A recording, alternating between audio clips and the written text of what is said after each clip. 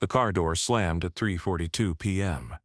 Ranger Dale Hoffman heard it from inside the visitor center at mile marker 451.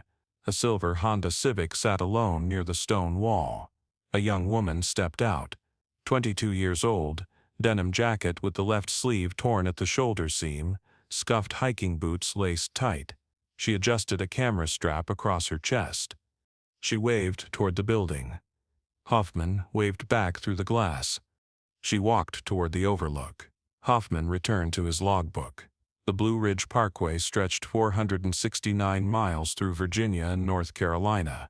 Most visitors stayed 15 minutes. Take photos, sign the book, leave. He'd worked this station 6 years. He knew the pattern. Temperature held at 64 degrees Fahrenheit. No clouds. October light slanted gold through pine trees. At 3:58 p.m., she walked back past the window. Hoffman stepped outside and offered the logbook. She came inside. The center smelled like old wood and decades of paper. A bulletin board showed trail maps and bear warnings. She barely looked. She wrote her name in neat block letters. Maya Caldwell. Next to it, 4:05 p.m. His wall clock read 3:59 p.m. He didn't correct her. Most people rounded up. She thanked him quietly. He told her to drive safe. She left. The Honda's engine started. Gravel crunched under tires. The sound faded south toward Waynesville. Hoffman filed the log at 5. Locked up at 5:15. Drove home. Ate dinner. Watched news. Went to bed. He never thought about Maya Caldwell again. Not for 15 years. In October 2024, Ranger Dale Hoffman stood in the same center. Gray touched his temples now. 51 years old, the logbook from October 14, 2009, sat open on his desk. A state archivist named Carla Nguyen had requested it 2 days earlier. She worked for the North Carolina Division of Archives. She'd been digitizing old Parkway records for 3 months. She arrived at 9:20 a.m. on a Tuesday. Hoffman shook her hand. Her grip was firm. She thanked him for pulling the logbook. He asked what she needed it for. She explained. Missing person case from October 2009. Woman named Maya Caldwell. 22 years old at the time. Disappeared after visiting this location. Hoffman felt his chest tighten. The name surfaced from deep memory. I remember her, he said. His hand moved to the logbook spine. Carla leaned forward.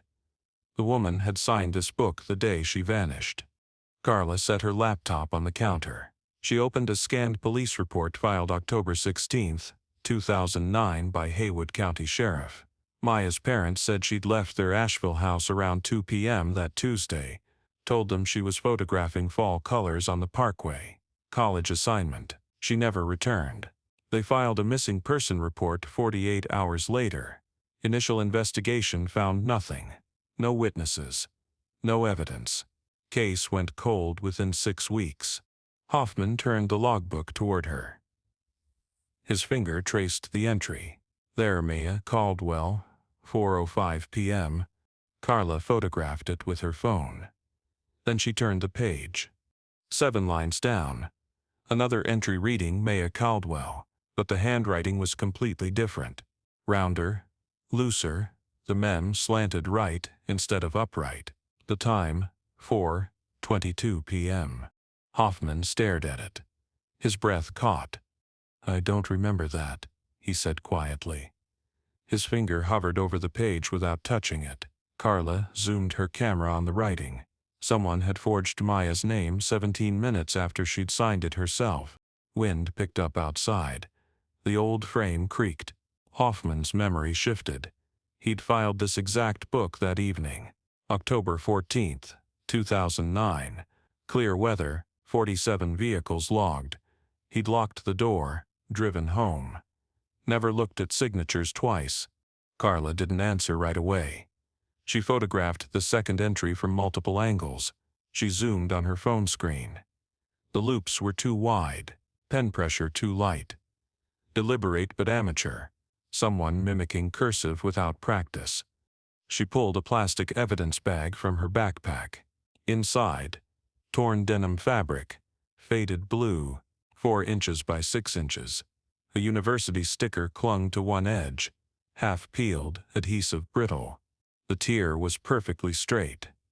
Blade cut. She explained its origin. Maintenance crew found it at mile marker 453 in October 2023, 2 miles north of here. Replacing an old guardrail post, the fabric had been wedged under a bolt head for years, protected from weather. The sticker matched photos Maya's parents had provided in 2009. The denim matched the jacket description. Hoffman looked at the sticker through plastic. Same logo, a tree with 3 branches. Generic college design but distinctive. He told her he'd heard Maya's car leave. Engine starting, gravel crunching. Sound fading south. Carla closed her laptop. They needed to figure out what happened between 4:05 and 4:22. That 17-minute window held the answer. She opened a second file on her phone. The original investigation had interviewed Hoffman on October 18, 2009. According to his statement then, Maya arrived around 3:45 p.m., signed the book, left around 4 p.m. He hadn't seen anyone else. No other vehicles. No other visitors. Hoffman tried pulling specifics back. 15 years compressed into one Tuesday. Had there been another car? He couldn't say with certainty. The parkway saw dozens daily during October, most blurred together. He explained his routine. Filed the log at 5 p.m. Standard procedure. He would have noticed if someone walked in after Maya. The building was tiny. 1 room, 15 by 20 feet. He would have seen them. Carla suggested an alternative. What if they hadn't walked in? What if they'd waited until he left? Cold spread through his chest. The center closed at 5. He locked it. Nobody had after-hours access. Carla asked about the door design. Was there a window? Could someone see the logbook from outside? Hoffman confirmed it. Single entrance. Wooden frame. Large glass panel, taking up most of the upper half. The logbook always sat on his desk, visible from the parking lot through the glass. She asked if someone could reach through if the door was briefly unlocked, even a few seconds before the deadbolt turned. Hoffman thought about it. The handle was old, loose. He'd reported it twice. It stuck in summer, rattled in winter. Usually took 2 or 3 seconds of key jiggling to lock properly. He admitted it was possible. If someone was fast, if they timed it right. Carla made notes. She explained her theory. The second signature was added after Hoffman left. Someone waited nearby. Hidden, watched him lock up, watched him drive away. Then approached the door, either picked the old lock or reached through during that brief unlocked moment. Created a false timestamp. Then disappeared. Hoffman asked why someone would do that. Carla's answer was direct. To create doubt. To make investigators think Maya was alive and present here at 4:22 p.m. 17 minutes after her actual signature, long enough to muddy the timeline. Long enough to create alibi space. Hoffman and Carla walked the stone path. Morning sun filtered through canopy. The overlook jutted over the valley. Trees spread below for miles. Oak, maple, hickory, gold, red, orange. The drop from the wall to the first ledge, 40 feet. From there to the creek, another 60 feet. No fence, no barrier. Just a knee-high stone wall, weathered, cracked from decades of freeze-thaw. Carla knelt by the wall. She asked if Maya had taken photos from this spot. Hoffman confirmed it. She'd had a camera, strap across her shoulder, silver body. He hadn't looked closely enough to identify the brand. Canon or Nikon, maybe. Carla pulled out her phone. She opened scanned documents from the 2009 case file. Maya's parents had told investigators their daughter backed up photos to cloud storage automatically. Police subpoenaed the service, retrieved the last batch Maya uploaded. 18 images total. All uploaded October 13, the night before she came here. Most showed landscapes and trail markers. Some selfies. A few showed diners and welcome signs along mountain roads. Carla swiped through images. Mountains. Trails. A diner with red awning. Maya smiling by a welcome to Haywood County sign. Then, the final image. The valley, overlook at golden hour. Trees glowing with late light. The timestamp 4:03 p.m., October 14, 2009. 2 minutes before Maya walked back to sign the logbook. But in the bottom right corner, barely visible, a shadow, long, narrow, human-shaped. Carla zoomed in. The shadow's angle was wrong for Maya's position. She'd faced west taking this photo. The sun at that hour would have been behind her. Her shadow should have fallen forward into the valley. But this shadow pointed east, back toward the parking area. Hoffman studied the pixelated shape. Someone had been standing behind Maya, between her and the sun. Carla zoomed further. The shadow's edges blurred from compression. But a shape emerged near the top, an arm raised above shoulder height, the hand holding something cylindrical, about 4 inches long, narrow. Hoffman suggested a flashlight. Carla offered alternatives. Baton, tire iron, metal pipe. She saved the image and stood. This was the last photo Maya took. Metadata confirmed nothing uploaded after 4:03 p.m. Either she stopped shooting after this, or her camera was taken within seconds of the shutter closing. They walked back in silence. Morning had warmed to 68 degrees Fahrenheit. Hoffman pulled maintenance logs from October 2009. Parkway staff recorded every vehicle movement, every crew dispatch. At 3:50 p.m. on October 14th, a maintenance truck passed through mile marker 451. Driver, J. Peterson. Vehicle ID, PKW MT17. Purpose, routine guardrail inspection. Estimated duration 20 minutes. Carla called Parkway HR in Asheville from Hoffman's desk phone. She asked for personnel records on James Peterson. The specialist put her on hold several minutes. Then came back. James Peterson, retired March 2011, after 23 years, now 68.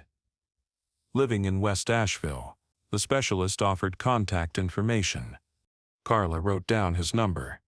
She thanked the specialist and disconnected, then dialed Peterson directly. He answered third ring. Voice, rough. Hesitant. He coughed twice before speaking clearly. Carla identified herself and explained she was working a cold case from October 2009.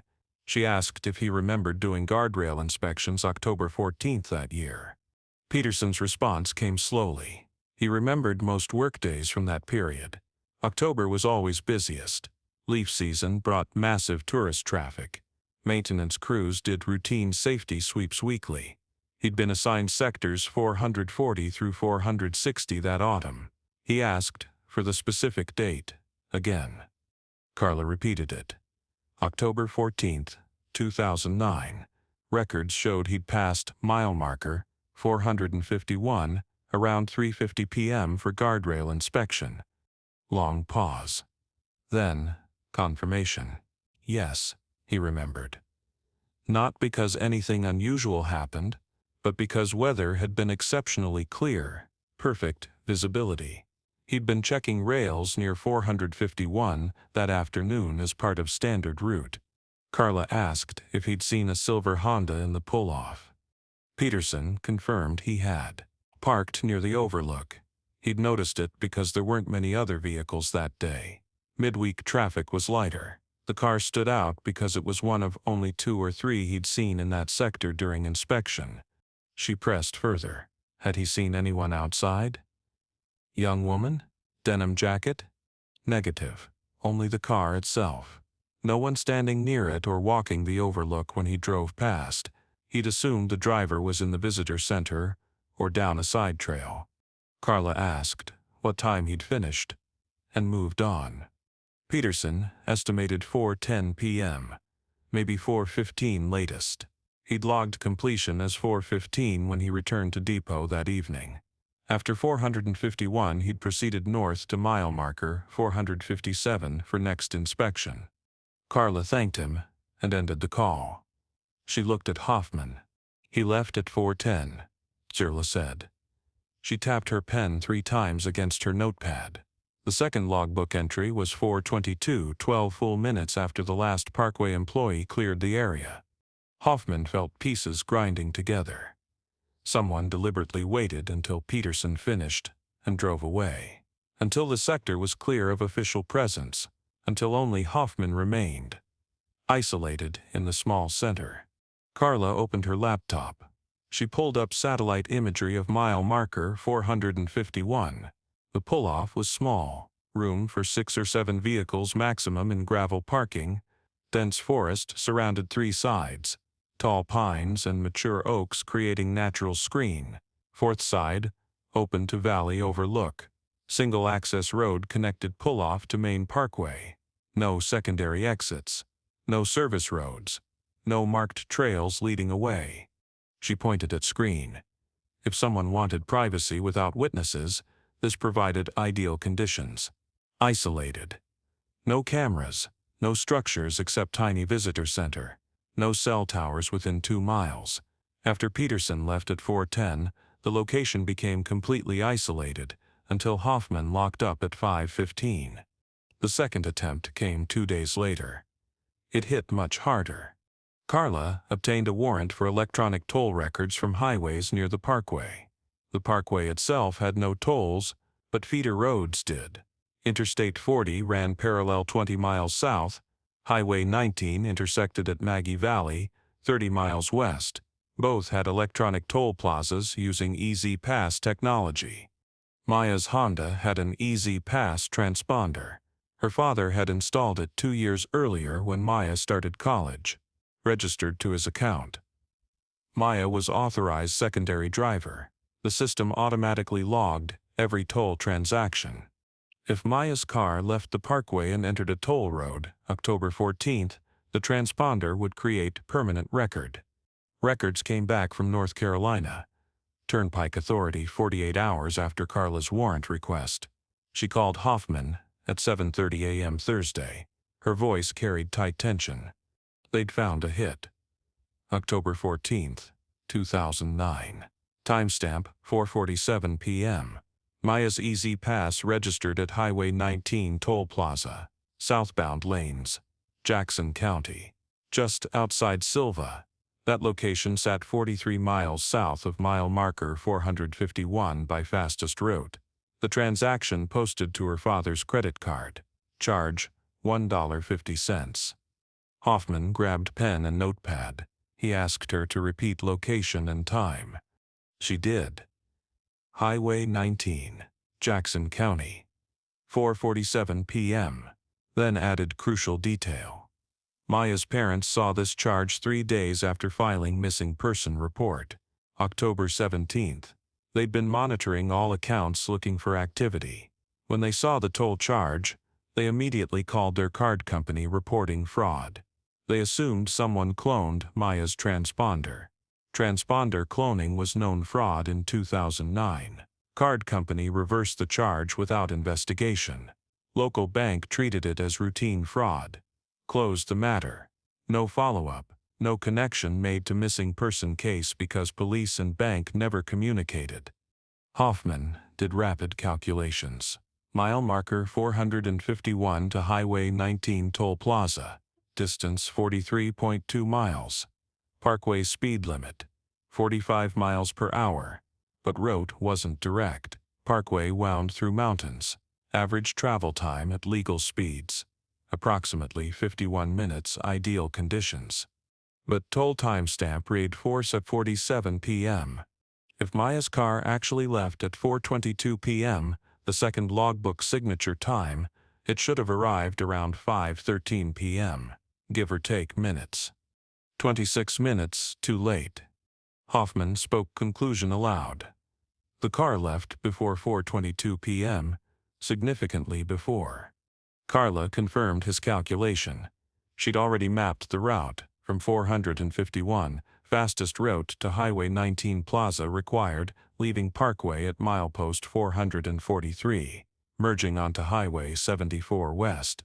Then, transferring to Highway 19 South, total 43.2 miles. Speed limits: Parkway 45, Highway 74 at 55, Highway 19 at 60. Travel time at legal speeds, assuming no stops, approximately 41 minutes. If Plaza registered transponder at 447, Maya's car must have left 451 no later than 4:06 p.m. More likely around 4:05 or earlier.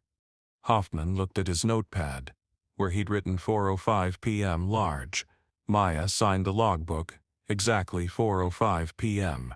Within 1 or 2 minutes her car was leaving, driven by someone else, not Maya. Carla referenced the photograph again.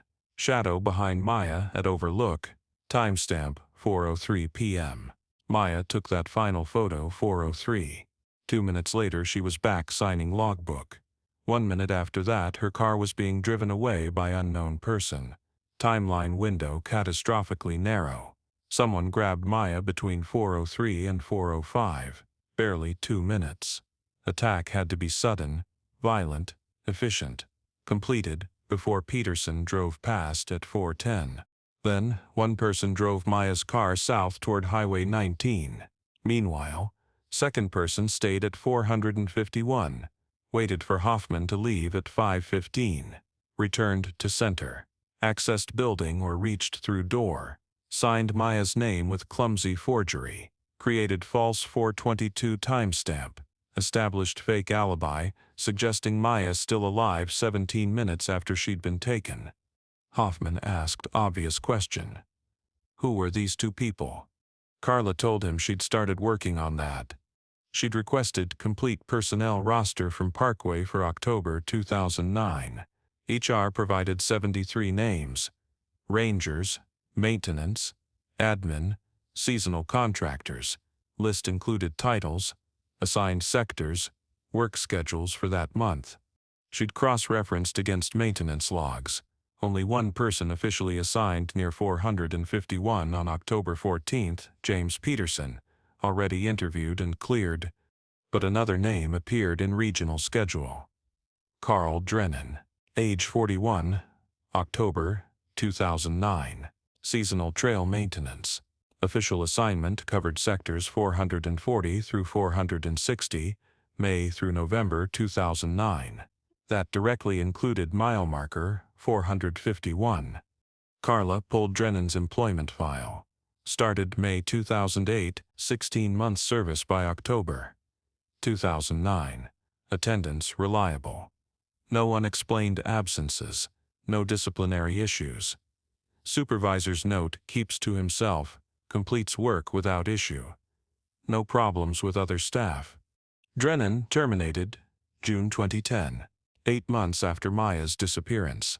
Reason: failure to report 3 consecutive shifts without notification, no explanation. No exit interview. No forwarding address. Carla called Waynesville police. They had file on Drennan. August 2012. Woman named Lisa Ortega filed harassment complaint. Told police Drennan followed her from grocery parking lot to vehicle. When confronted, he claimed mistaken identity. Ortega didn't press charges. Report filed. Case closed 2 weeks later. When Drennan moved out of North Carolina, forwarding address: Sevierville, Tennessee. Carla called Tennessee DMV.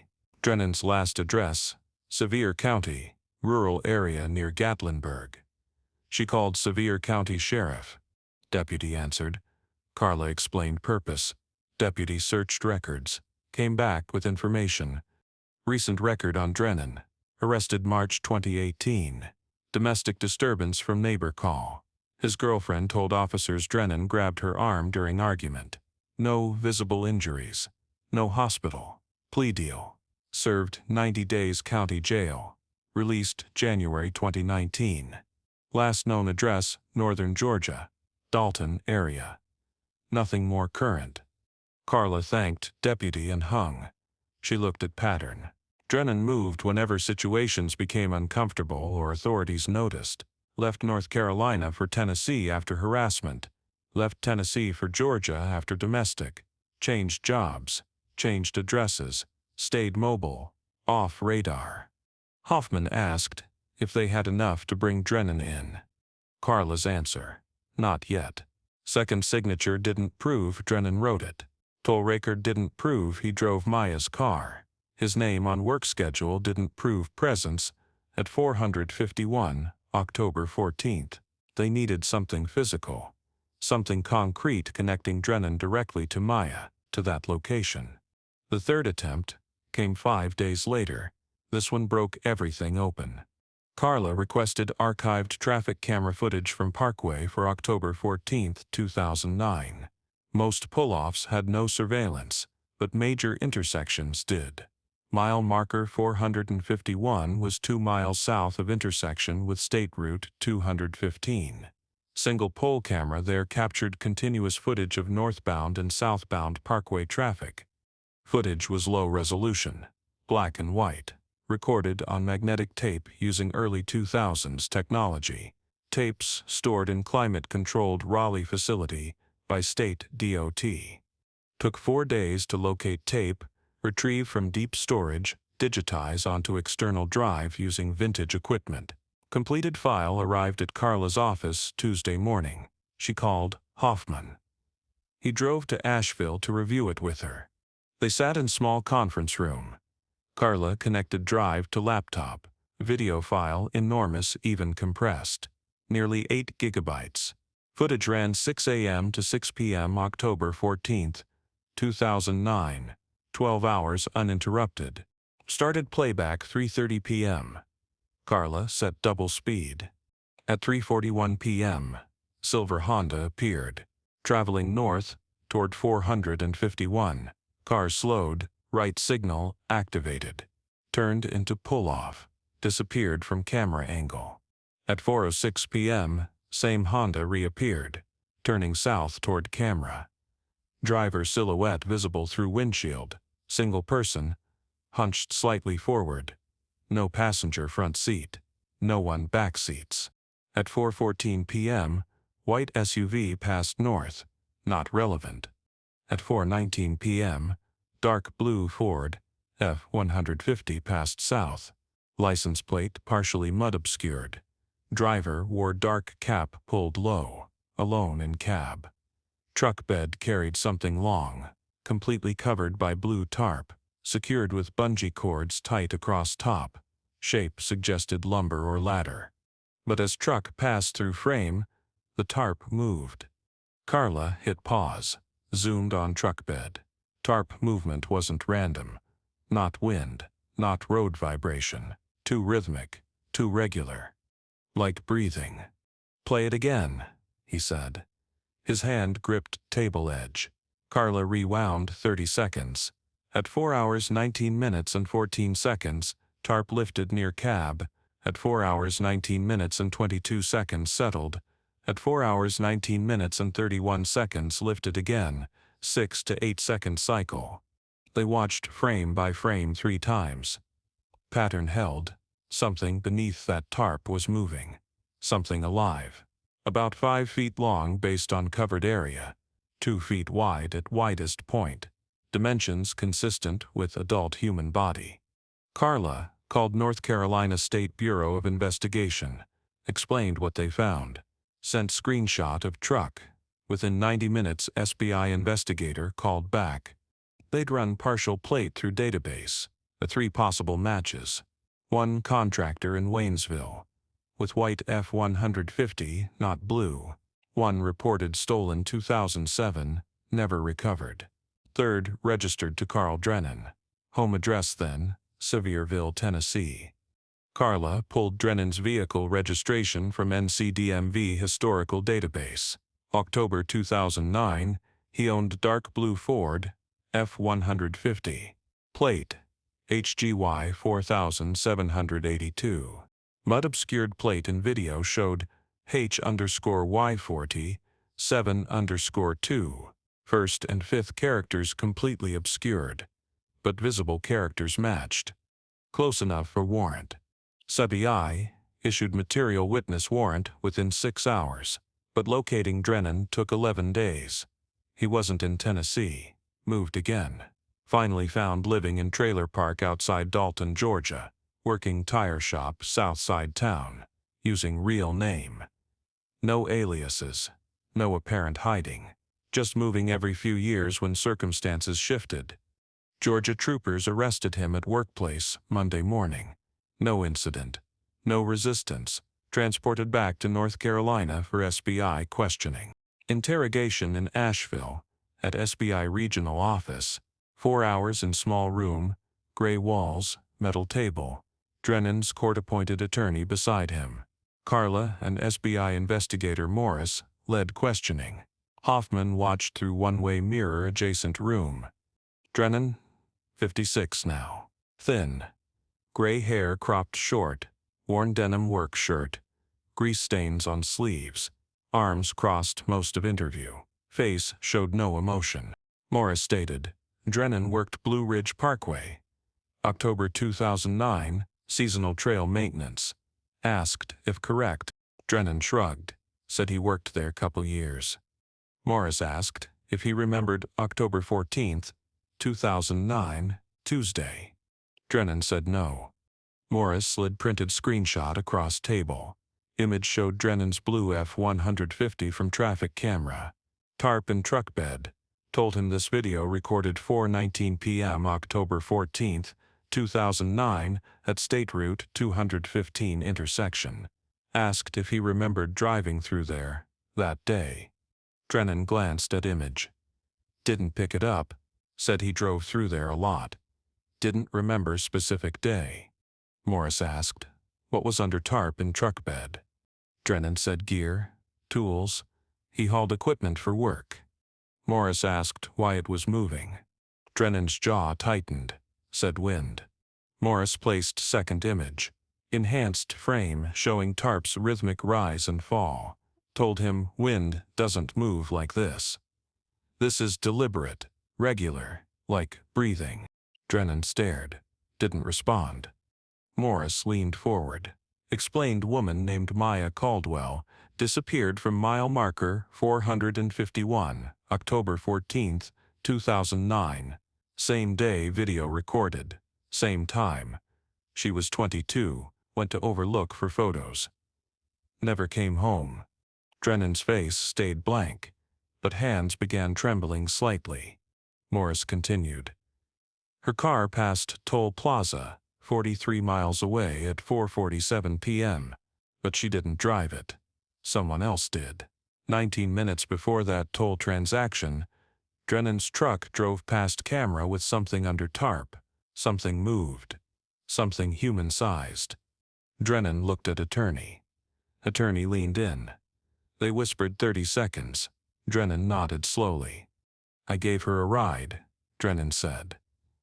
His voice flat, rehearsed. Morris waited, pen hovering over notepad. She'd flagged him down. Said car wouldn't start. He stopped to help. Morris asked where he picked her up. Drennan said near mile marker 451, by Overlook. Asked what time. Said he didn't know. Maybe 4. Maybe after. Asked where he took her. Drennan hesitated.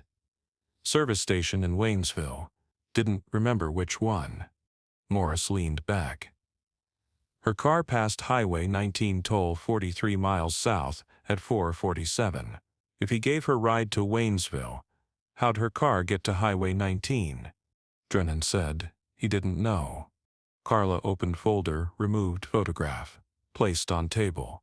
Showed logbook from visitor center. 2 entries. Both Maya Caldwell. Different handwriting. Different times. She explained. Someone signed Maya's name in logbook at 4:22 p.m., 17 minutes after she supposedly left with him.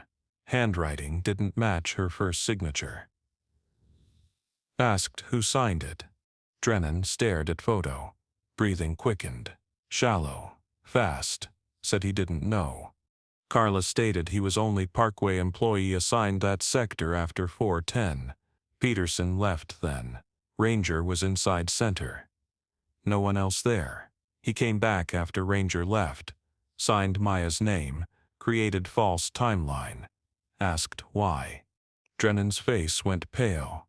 Hands trembled harder. Said he didn't sign anything. Asked, then, who did? Drennan looked at attorney again. Attorney whispered something inaudible. Drennan shook head. Said, he wanted different lawyer. Voice cracked. Interview ended. Drennan held on kidnapping suspicion, pending further investigation. Next day, judge signed search warrant for his Dalton property. Local police and SBI executed warrant that afternoon. Trailer small. 2 rooms. Narrow kitchenette. Minimal furniture. Found no camera. No phone belonging to Maya. No personal items. No jewelry. No ID. No obvious evidence. But in storage shed behind trailer. Blue tarp, faded, stained with dirt and something darker. Folded, shoved in corner beneath old paint cans. Such spy sent tarpet to State Forensics Lab in Raleigh. Fiber analysis took 3 days. Results came back definitive.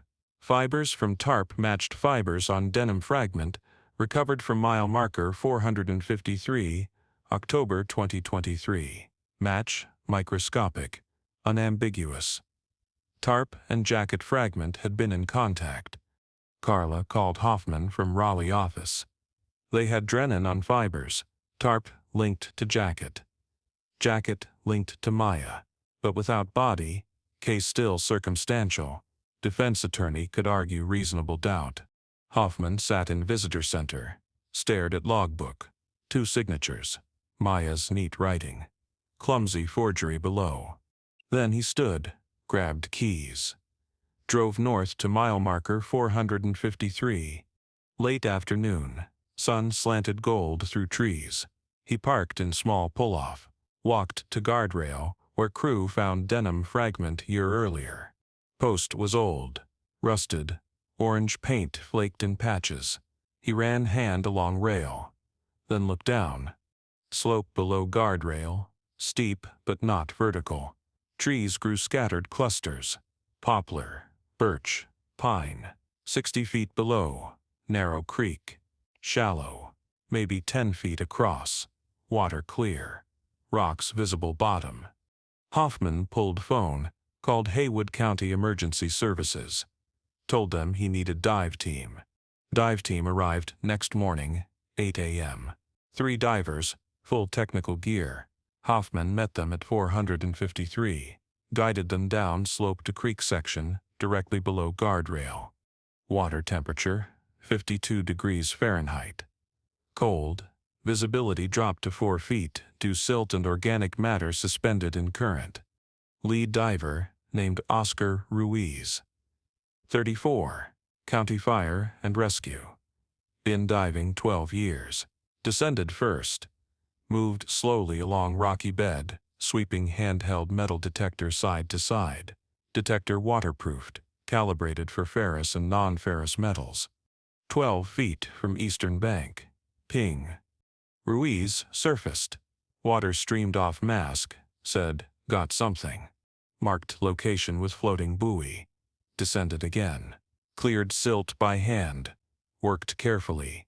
Object buried 6 inches deep in mud and decomposed leaves. Brushed debris with gloved fingers. Metal case. Rectangular. 8 by 6 inches. Rusted. Barnacles clustered one corner. Latch corroded shut. Pulled up to bank. Case heavier than looked. Oscar pried latch with flathead screwdriver. Inside, wrapped degraded plastic. Digital camera. Canon PowerShot. Silver body.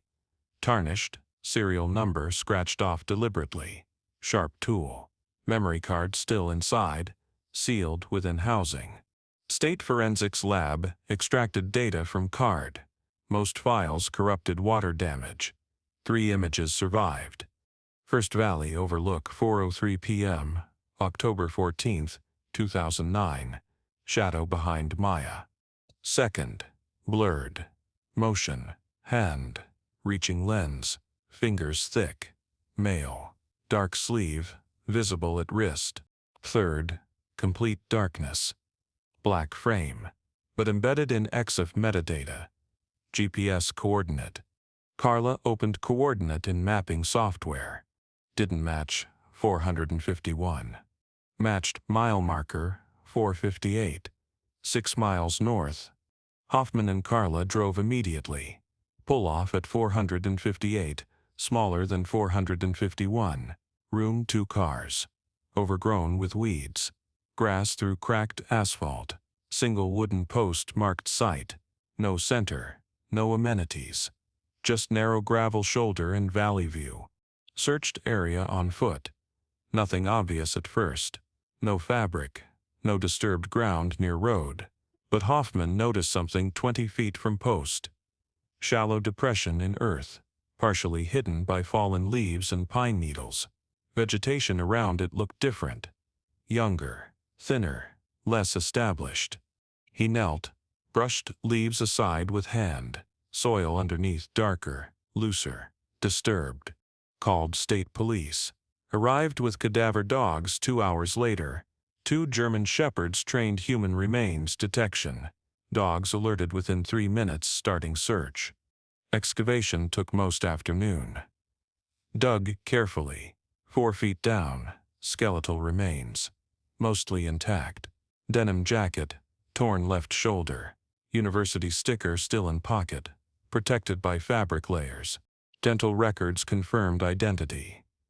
3 days later, medical examiner determined cause. Blunt force trauma to skull. Single fracture consistent with one heavy blow from cylindrical object. Time of death estimated late afternoon, October 14, 2009. Carl Drennan charged first-degree murder. Trial began March 2025. Lasted 3 weeks. Prosecution presented methodically. Logbook signatures. Handwriting analysis proving forgery.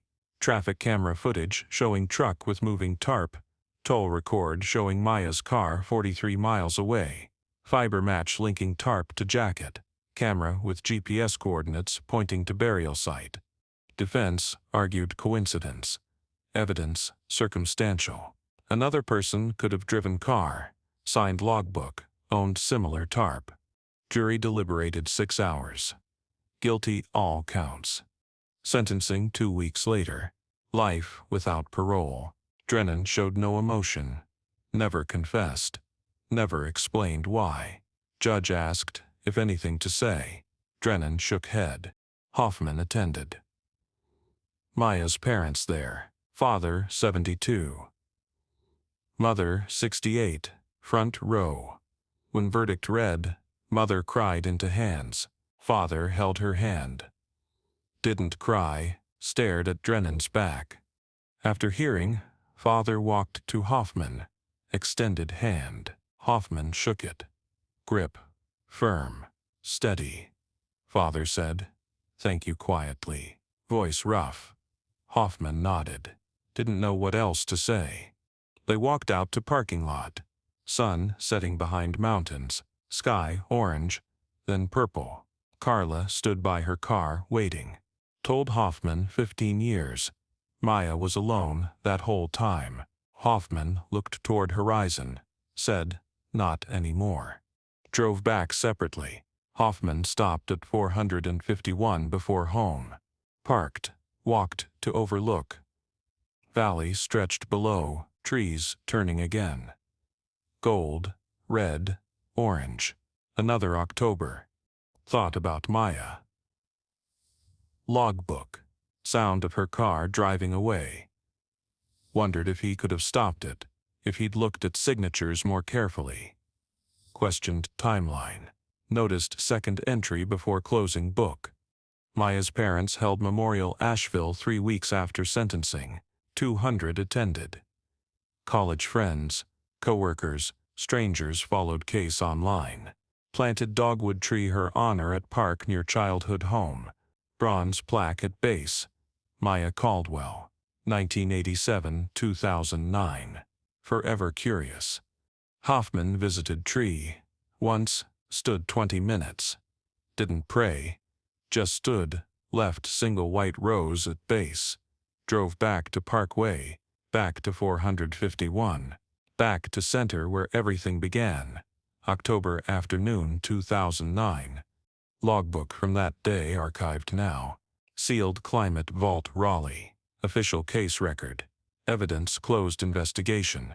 But Hoffman kept photocopy in desk drawer. Takes it out sometimes. Looks at Maya's handwriting. Neat. Careful. At clumsy forgery below. Sloppy. Rushed. Wonders who signed someone else's name. Why they think it works. Someone always does. Eventually. 15 years later, Ranger Dale Hoffman still works Blue Ridge Parkway at 451, 51 years old. Retires 9 years. Still asks visitors sign logbook. Still watches clock. Every October 14th stands at overlook. Looks at valley. Thinks about girl with band-aid on thumb. Torn sleeve. University sticker. Camera strap. Wonders how many other names in all those logbooks signed by wrong hand.